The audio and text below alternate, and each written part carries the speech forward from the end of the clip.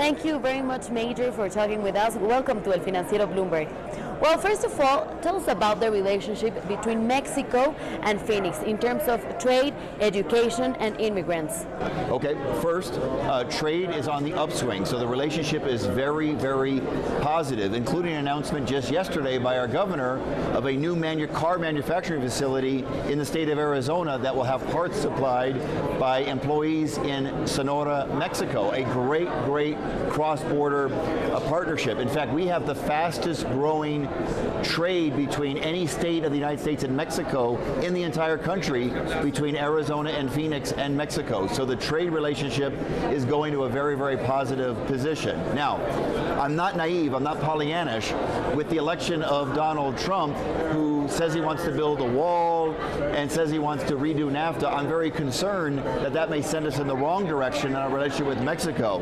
Since I've been mayor the last 5 years, I've been an advocate of bringing a closer relationship between Phoenix and Mexico, increasing trade, making sure we pass comprehensive immigration reform and treat the immigrants in our community with dignity and respect, and not turn our local police department into sort of mass deportation forces that Donald Trump has talked about. So my vision for the relationship between Phoenix and Mexico is very different from what Donald Trump presented on the campaign trail, and as a mayor of a major American city, I'm very concerned about that. Major, in the last months, we've seen a lot of uncertainty, not only in Mexico and the U.S., all around the world, because of the U.S. election.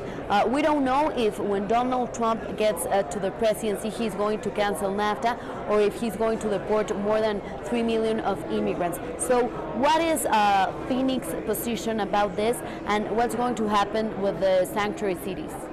That being said, what I have said publicly is, if Donald Trump's administration tries to use federal money to get the local police department to go beyond that, to become mass deportation officers, we're not going to do that. We will reject any federal money that requires our police officers to do something that is not in the best interest of the citizens of Phoenix. We want to build more public safety. We want to build more trust between our local citizens living there and the police department. Turning our local police department into a mass deportation force would be very bad for public safety and for building trust. So we're not going to play that game, and we're not going to expand the program that Donald Trump has talked about. As it relates to trade, we have to expand trade.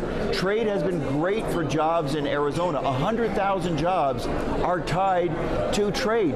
Mexico has a growing economy, a growing middle class. We are blessed to be a neighbor. Our southern neighbor is Mexico.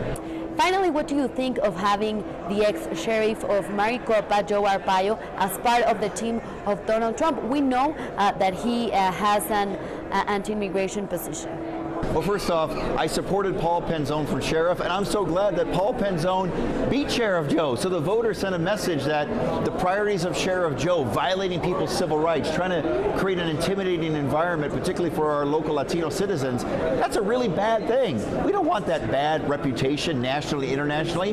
We don't want to violate people's civil rights. We want to protect people's civil rights. So the voters sent a very strong message. If Donald Trump decides to hire Sheriff Joe for his administration, I think it would send all the wrong messages about our priorities as Americans.